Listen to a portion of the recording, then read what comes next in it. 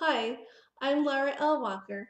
I write contemporary LDS romance, and today I want to share with you some tips for self-editing in preparing your manuscript for publication. Growing up, my dad and brothers watched a lot of sporting events on television. Often I would hear the complaints from them that sounded like, gee, you would think that a professional basketball player could hit a free throw, or man, that pitcher is making millions, but he can't even strike out one baseball player, one batter. So it's the same way with writers. Oftentimes, we thrive on dreaming up these crazy and wonderful ideas and putting them on paper, but our story gets lost in the muck of poor grammar and punctuation. Readers have a tendency to be taken out of the story when this happens. We don't want that. And of course, also, readers are very good at writing negative reviews when they see small mistakes in our writing. They can also report it to Amazon, and then Amazon can slap a low quality warning on our product page for other potential buyers to see. And we don't want that either. So today we want to focus on polishing up our manuscripts and making them the very best that they can be. I'll be using this Chicago Manual of Style 16th edition as a reference. Currently, there is also an 18th edition, but it's very expensive to buy or rent on Amazon, and you don't really need to have one in your possession unless you're a professional editor. But today I want to give you some tips from this. So let's get started. Today we'll be focusing on two major areas of concern that I see often as a beta reader or editor. The first one is common errors in spelling and grammar, and the second one is common errors in punctuation. So I'll be showing several examples of each. I'll be moving kind of fast through this video, but you have the advantage of pausing whenever you need to catch up. My goal is to give you as much information as I can so that you are armed with the tools that you need to polish your manuscript and have it ready to submit to an agent, editor, or publisher. Common errors in spelling and grammar. There are three kinds of to's. TO, which is directional, as in I'm going to the park. TOO, meaning a pair or also. I'm coming too. And of course the number 2, which is spelled TWO. I have 2 eyes. 2 is the most common misspelling I've seen as a beta reader. For some reason this really trips up people. Believe me when I say this is a red flag to a reader when you use TO in place of TOO. Learning to distinguish between the different 2's will be a major step forward in becoming a professional writer. The next common misspelling, or rather misusage of a word I see a lot of is theirs, as in there is. Unfortunately, this error seems to have become an epidemic in both speech and writing patterns. Our society is using theirs to mean more than one. Well, theirs indicates only one item. For example, there's a jar of honey on the counter. This is the proper usage of this contraction. However, this next example seems to be the favorite way of wording it. There's jars of honey on the counter. Whatever happened to using the proper language for this? Of course we would want to say, there are jars of honey on the counter. So please learn the difference between there is and there are and practice using each correctly. Let's discuss a few more commonly misused contractions. There, THEY apostrophe RE, is a pronoun contraction meaning they are, as opposed to their, THERE, or THEIR. Their, THERE, is directional, meaning to a place. And their, THEIR, is a plural possessive. So here's an example of this. They're going to a movie with their friends. They are, as in two or more people, are going to a movie with their friends. They have common friends, and so they are referring to their friends, T-H-E-I-R. Your versus your. The first one, Y-O-U''re, is a pronoun contraction meaning you are, as opposed to your, Y-O-U-R, as in your house, your job. Here's the example. You're going to miss the bus if you don't hurry. So what is mom saying to her child? You will miss the bus, or you are going to miss the bus if you don't hurry. How about this contraction? It's, IT''S, meaning it is, as in it's going to be a long day, versus it's, ITS, no apostrophe. It's a possessive word, and the example for that would be, the dog was chasing its tail.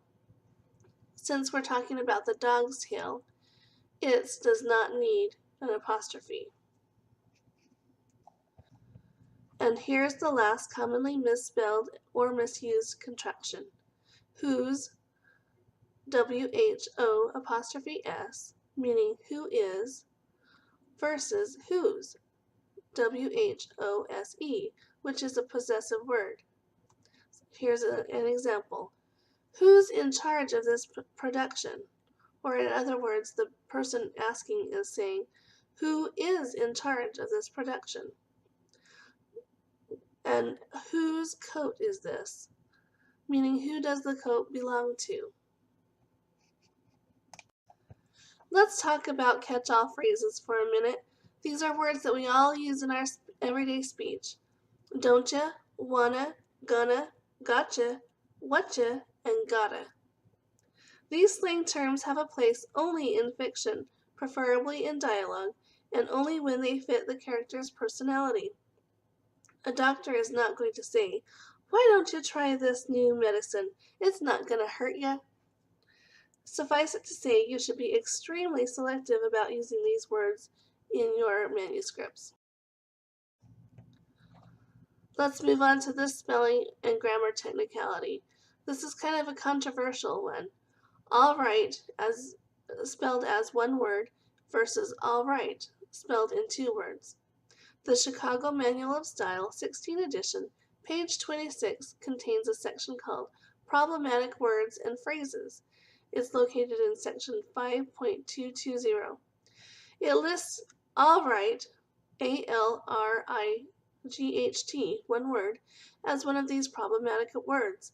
To quote this well-known and widely accepted reference book for grammatical and punctuation standards, all right is two words, avoid all right, as in one word. Conversely, the Chicago Manual of Style, 16th edition, clarifies the proper usage of a while, one word, versus a while, spelled as two. A while, one word, is adverbial, and a proper example for using the one-word spelling would be, why don't we rest a while? The two-word spelling is a noun phrase that follows the prepositions for or in, as in this example. I haven't worked in sales in a while. This one is definitely confusing.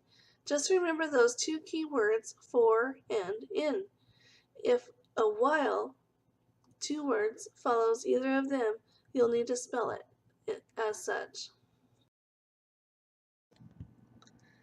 Now let's talk about lose and loose. Lose is spelled with one O and makes a Z sound. It means to misplace an object. Loose is spelled with two O's and it means something is jiggly or falling off. Here's an example. Your pants are loose. Please tighten them before they fall off.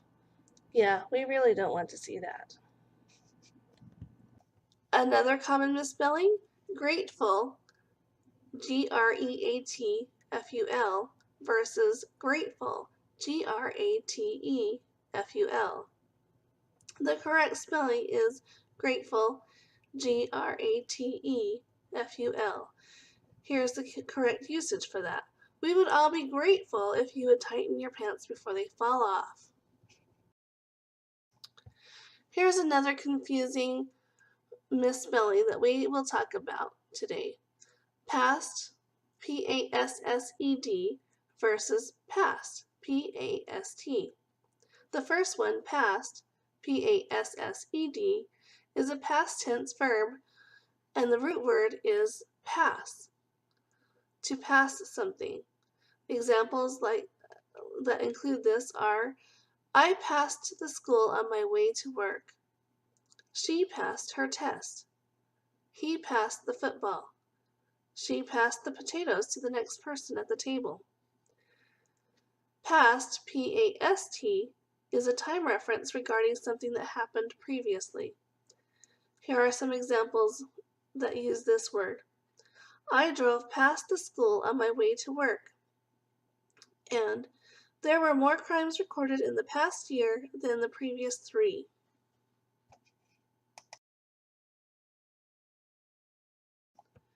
Now here's an extremely common mistake that writers make. Blonde versus blonde. The spelling is a little different. One of them adds an E on the end. Do you know which is which? Or is there a difference? I used to think that it was a preferential issue, and that as long as the writer was consistent in his or her usage of the spelling, it didn't matter. My editor cleared up this misunderstanding for me. B-L-O-N-D is the spelling we use for males, while B-L-O-N-D-E is the spelling that is designated for females. Interesting, huh? As a secondary caution, please do not use the word brunette for a guy. Technically it is correct, but it gives off the wrong image as we normally associate brunettes with females. Now on to common errors in punctuation. Let's begin with the easiest ones. He said, she said. Here's an example to look at. It looks like rain. We'd better bring the kids inside, he said. Too late. They're already soaked, she grimaced.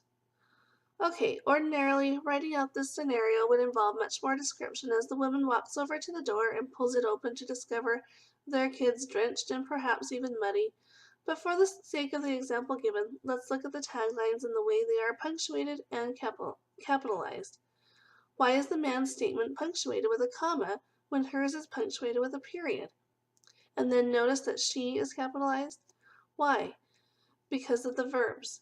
In his line, we'd better bring the kids inside. The verb is said. This particular action word involves verbal communication. In her line, they're already soaked. The verb in the tagline is grimaced.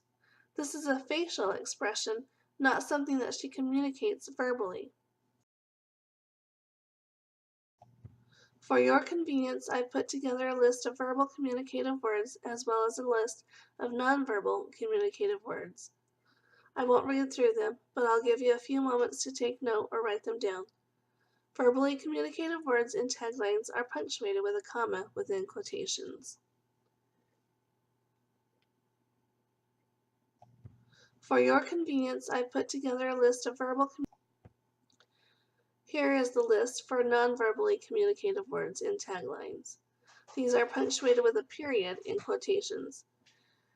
Notice that these are action beats, which is what editors and publishers are pushing for more of anyway. He chuckled, she gasped, he sighed, things like that. They're non-communicative, but they involve facial expressions.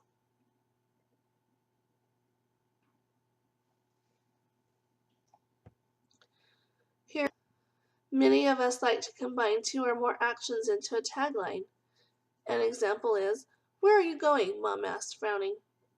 When you read this sentence quickly because there is nothing to separate the actions, it's difficult to make sense of it. One might think that Mom is asking a person named Frowning. This is one of the most common mistakes I come across in a story I am beta reading or editing. More often than not, the author has placed commas everywhere else, it seems, except where they need to go. Commas are used to separate 2 or more different ideas in one sentence. They are also used to indicate a pause in speaking. To correctly punctuate the example above, place a comma between asked and frowning. But there is something else that needs to be fixed in this sentence. The narrator is referring to Mom as his or her own mother.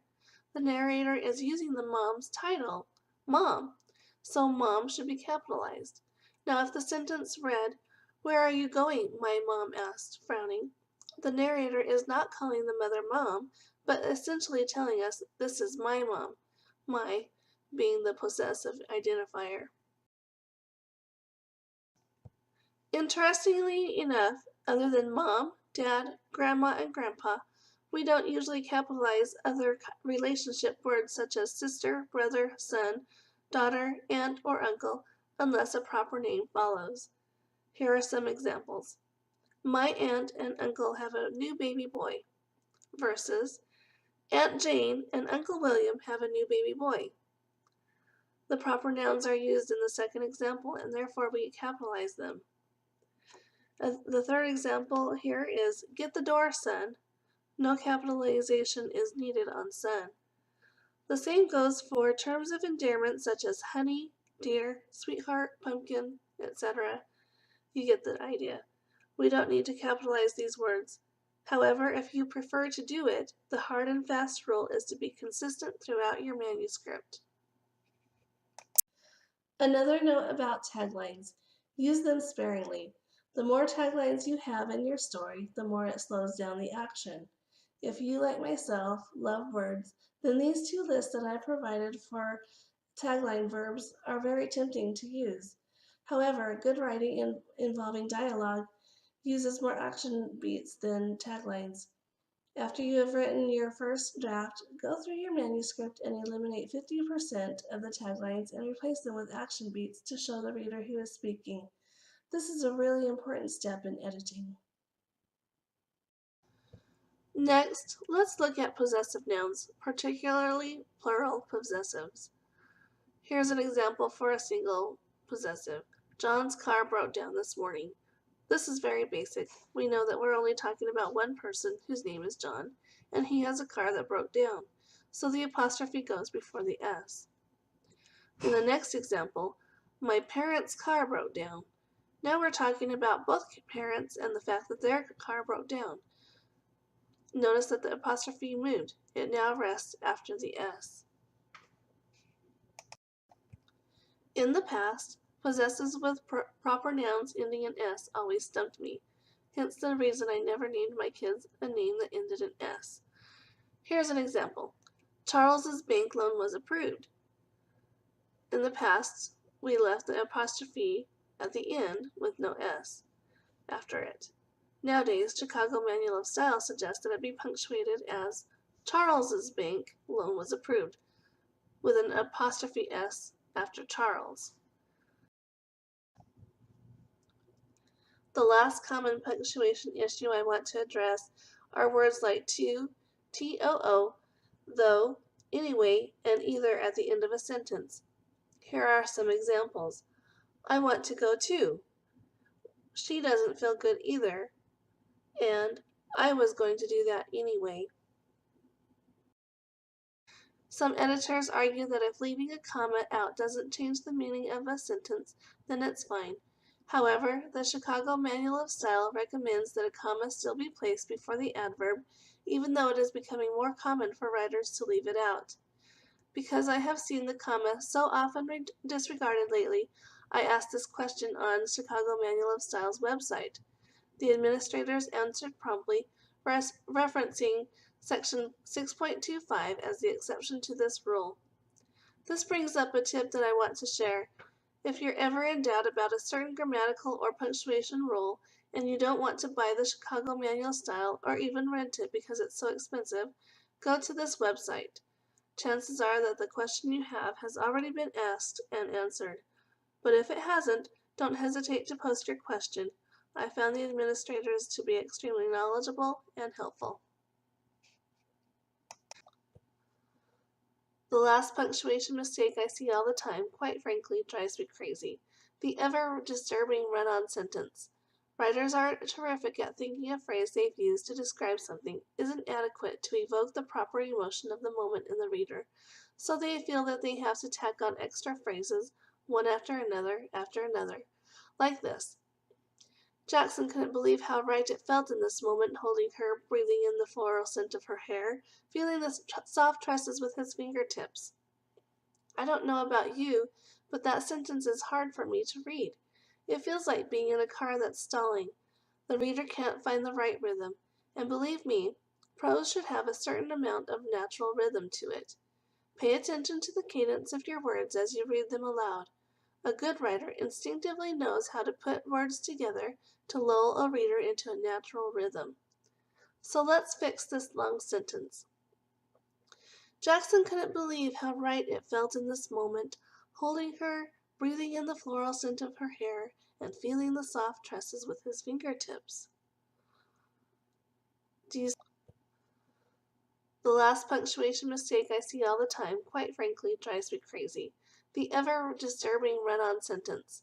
Writers are terrific at thinking a phrase they've used to describe something isn't adequate to evoke the proper emotion of the moment. Here's another example. His gaze bore into mine, searching, pleading. It was so intense. What did he want? What could it possibly mean? Here's the fix. His gaze bore into mine, searching, pleading. What did he want from me? What could his intense stare possibly mean? Note that this isn't the only way you could fix this paragraph. Here's an alternative edit.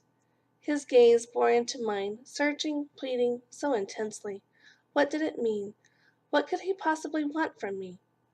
See how using em dashes and changing a few words around gives the scene a different feeling? Which one seems more natural to you? Which one do you think your reader will react better to? These are issues you need to take into consideration when you're editing.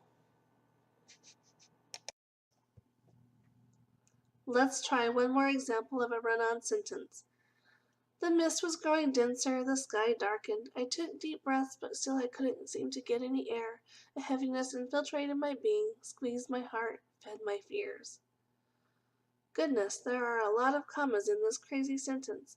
Let's see if we can break it up for better readability. The fix would be something like this. The mist grew denser as the sky darkened. I took deep breaths, but couldn't seem to draw in enough air. A heaviness infiltrated my being, squeezing my heart and feeding my fears. Again, this isn't the only way you could revise this. It's just an example, but you can see by the fix that by using the commas in the right places and changing the tense on some of the verbs, the reader can more easily compartmentalize each phrase. Practice these. I strongly suggest that you go through your manuscript and highlight each sentence that contains 3 or more phrases. Carefully select conjunctions such as and, but, so, and because. These are game changers in these long sentences. Let's move on to a quotation within a quotation. We should all know that a quotation within a quotation is punctuated by single quotation marks. What happens, though, when that quotation within a quotation appears at the end of a sentence? Here's an example. Well, can you go to the party or not? Garrett asked Rachel. I don't know. When I asked my dad for permission, he said, I'll think about it. And that usually means no, right? Rachel dipped her chin and nodded. Right. In the 2 lines of dialogue where Rachel's father is quoted, the punctuation mark rests inside the single quotation marks.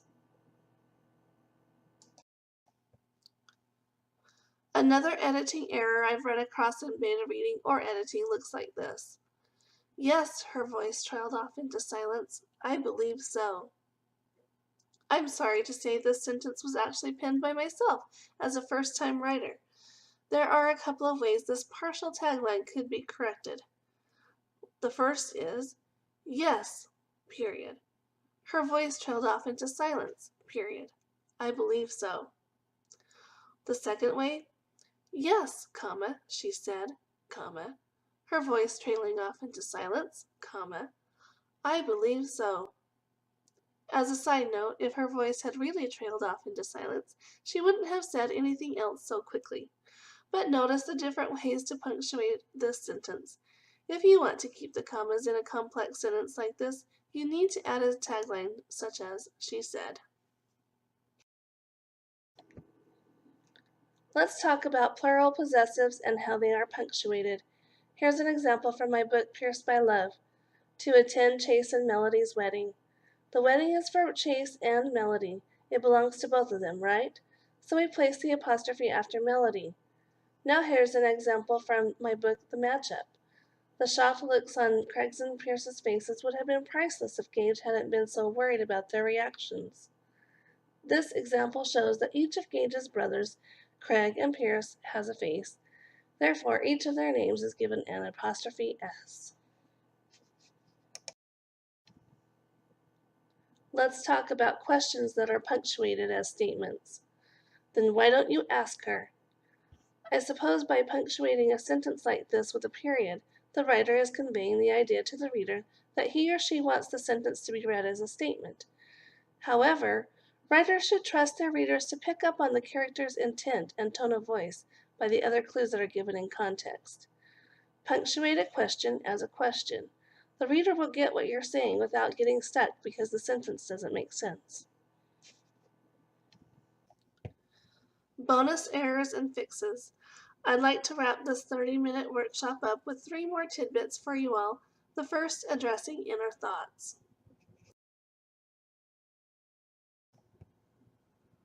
When a fictional character has an inner thought, it is generally acceptable but not required to italicize it, therefore making it easier for the reader to distinguish it as an inner thought. However, inner thoughts are also denoted by present tense. If it contains words in the past tense, it is not an inner thought, and therefore it shouldn't be italicized. Take a look at this example. Callie wanted so much to see her mother again after all these years. What did she look like? What would she think of her? Will mother like me? Did you notice the difference in Callie's thoughts? The narrator is relaying Callie's questions to the reader from a distance and as a delayed action.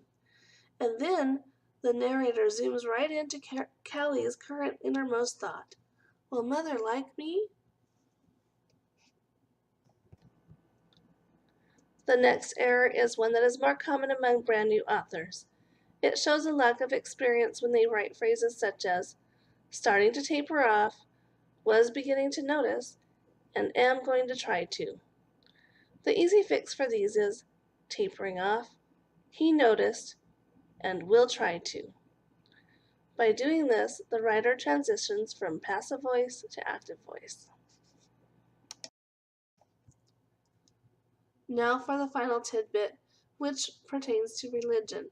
And since I am producing this editing video for a Mormon-based writing group, I feel it is appropriate to conclude with this: church versus the church. What does that mean? Let's take a look at 3 examples. The first, I am going to church. The second, are you a member of the church? 3, she brought fresh flowers to the church for the wedding. Why is each sentence written the way it is? In example 1, church is a general term which does not designate a specific religion or title. Example 2, however, does designate a specific religion, although 2 conditions apply. The first is that somewhere previously in the writer's manuscript, the name of the specific church, whether it be the Church of Jesus Christ of Latter-day Saints, the Church of England, or the Catholic Church, etc., has been given. And so now the writer may abbreviate this title by simply calling it the church. The title is still in place, and the reader knows which church the writer is referring to. Now example 3. She brought fresh flowers to the church for the wedding. It refers to a place, which is the building itself. Interestingly enough, the gospel is not capitalized in the same manner. Why this is, I don't really know.